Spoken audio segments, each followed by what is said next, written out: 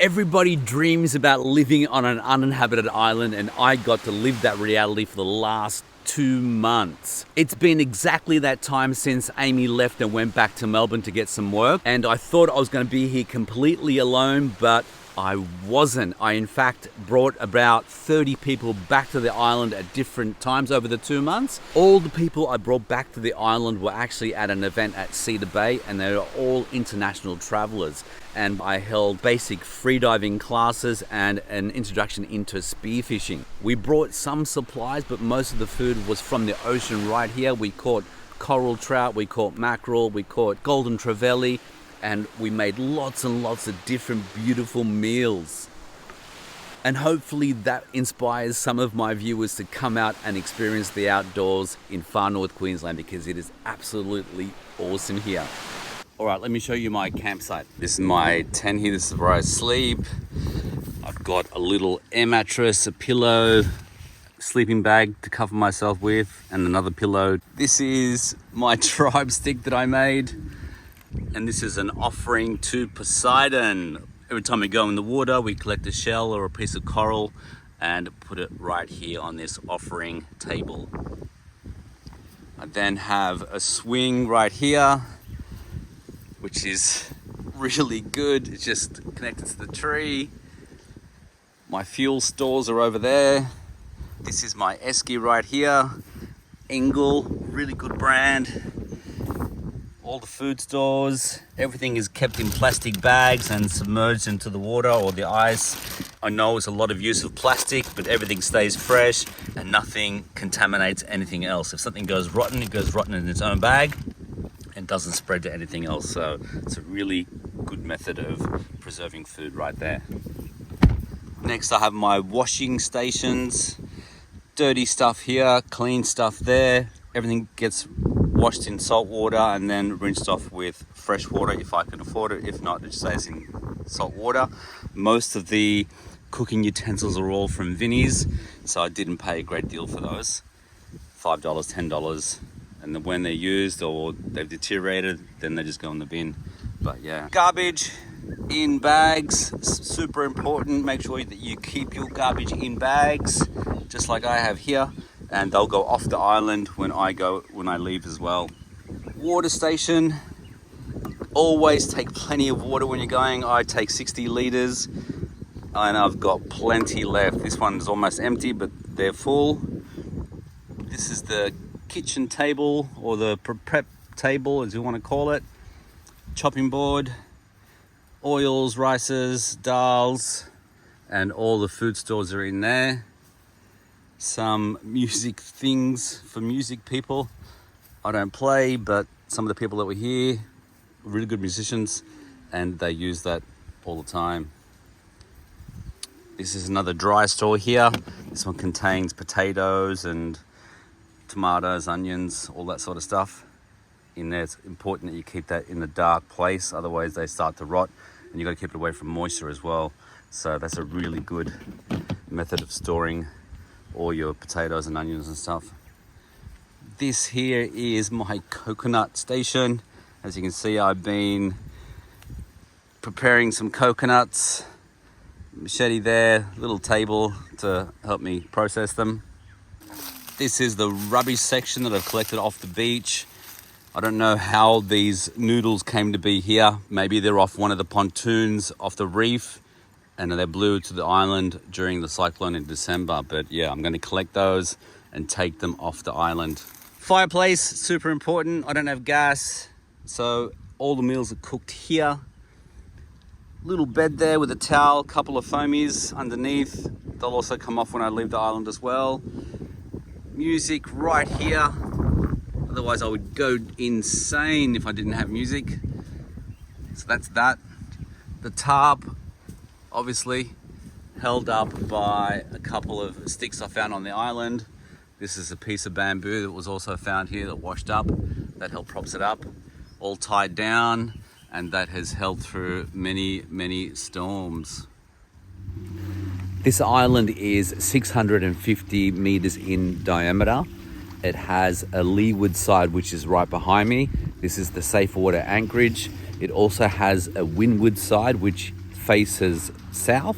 Now that has a big coral reef protecting it, although it does get extremely windy, and during last year's cyclone, all the trees on that side were just battered.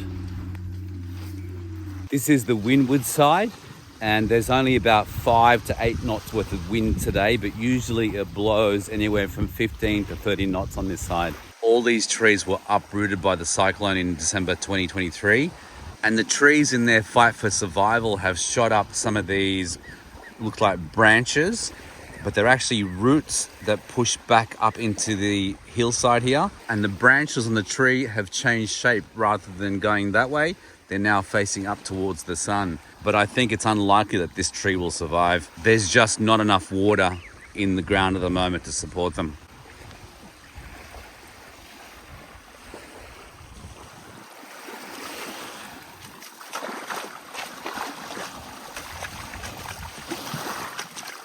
There are also coconuts that wash up on this island, as you can see, and these coconuts then turn into coconut trees. Now this island only has 2 coconut trees, which is on the windward side, but there are coconuts that have sprouted here, and soon we're going to have coconut trees everywhere. Here is one of those sprouts. There's one more here. There's 2 over there. This is a plant called sea purslane. It's edible, just like its cousin, the normal purslane that you see on the mainland. Great in salads and high in omega-3.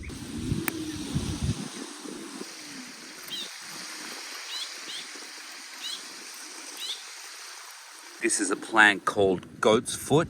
This is also edible, but you have to cook it first. I've had this, and it's really, really nice. There are literally hundreds and hundreds of these birds, and they make this hoo noise all day long. It's not an annoying noise. I quite like it. Right now there are lots of chicks in nests. I'm going to see if we can crawl in the bush here and see if I can find one. Here's one of the nests with some eggs in it, or 1 egg.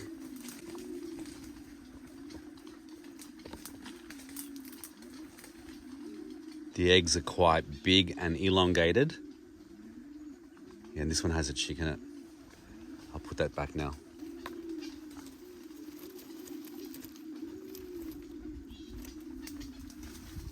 Let's see if we can find one with a chick in it. There's one just up here with a chick in it, and it's a fairly large chick actually. Wow, super cute. We'll leave you alone now. Here's one that's a little bit younger. Pretty cute. As you can see, their nests aren't built that well. Just a few sticks here and there, but it works. It holds the chick quite well. All right, mate. See you later. Another egg in here. Another nest up there. Another nest up there. Another nest right at the top over there. So many pigeons. I just found these sitting here, just in the brush there. Looks like some kind of paddle. A saw, that's gonna come in handy. And some type of raft. All right, I'll get these out and take a look at them and see what they are. All right, looks like a brand new saw, a little bit of rust on there. Definitely gonna keep that for chopping some wood. This is an oar. Looks like for a canoe. Might use that. And these is an inflatable chair. I don't know what you'd use it for, maybe a kayak. Yeah, it looks like it fits in a kayak. Pump it up and you can sit on it. Maybe that goes in the garbage with the rest of the garbage over there.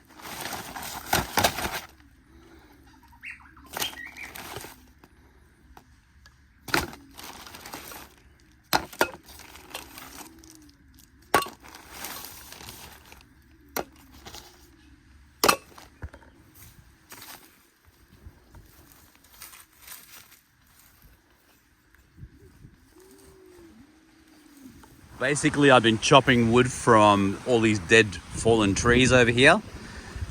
But I've been using a small hand saw and this machete. But now that I have this big saw, I think it's going to make the task a lot easier. I've had my eye on a few bits of wood that I want. Yeah, this saw, it's going to be good. Yeah, I want this one. I want that bit of wood there. So I might have to cut that branch off so I can get to it.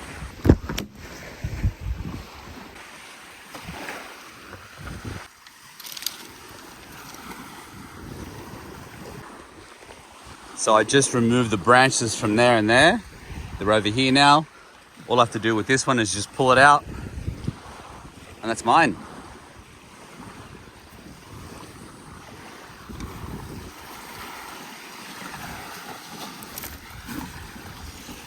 Woohoo!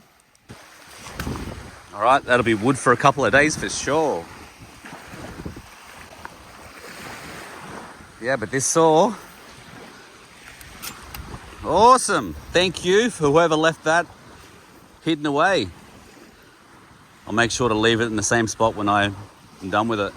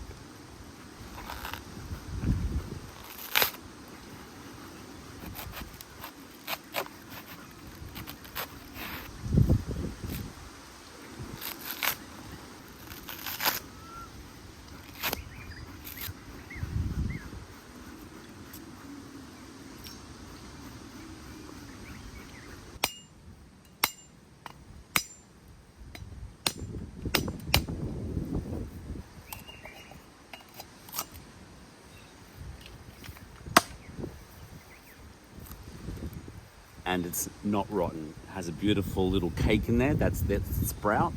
And this is good too. Yeah. You can eat this.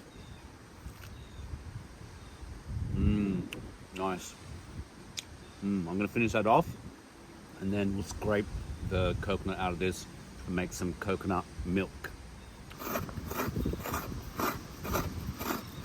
It's really simple, just scrape and roll, and then push the scrapings into the pot.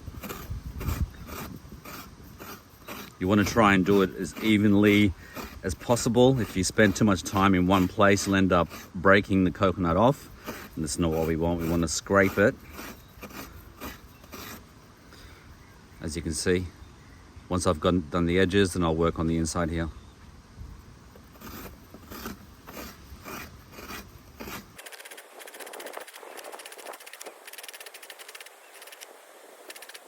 You can see now it's starting to come apart. So gotta be really careful and just scrape the coconut off. I don't want any of these brown bits in there. It doesn't hurt it, but I don't like it. That's one done. Now I'll just do the other one, but that's all finished.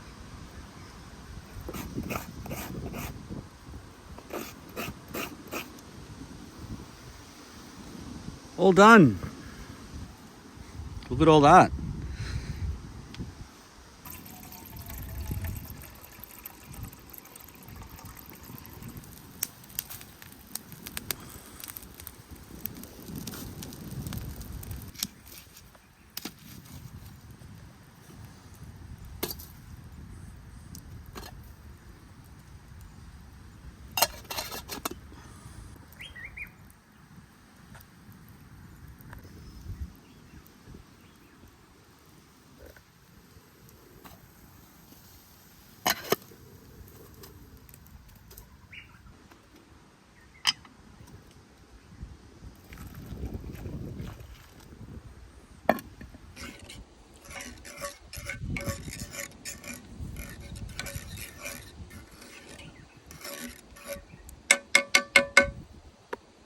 water has been added to the coconut scrapings. I'm just gonna let that soak for a little bit and then squeeze it into here using this mesh bag.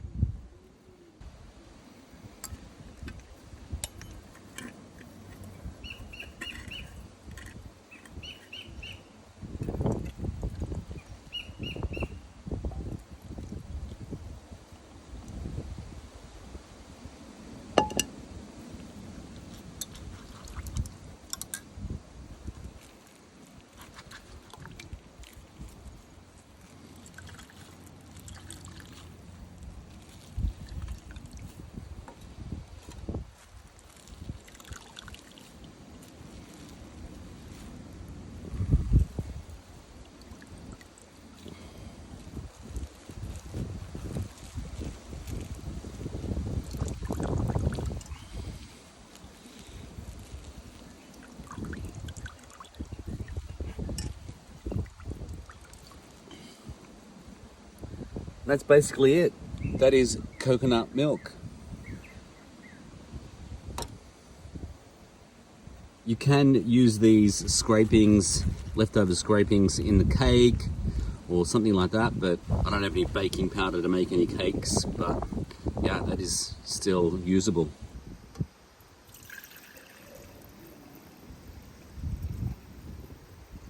That'll go in the fridge now, and I'll use that in my next fish curry.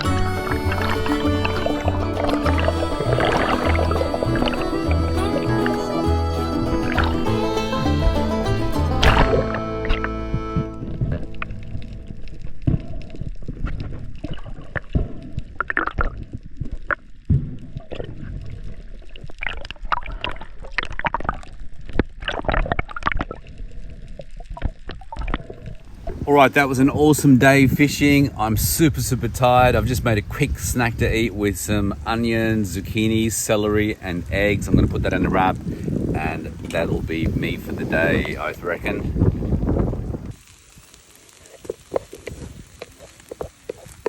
As always, be safe, take care, and I'll see you all in the next one. Bye for now.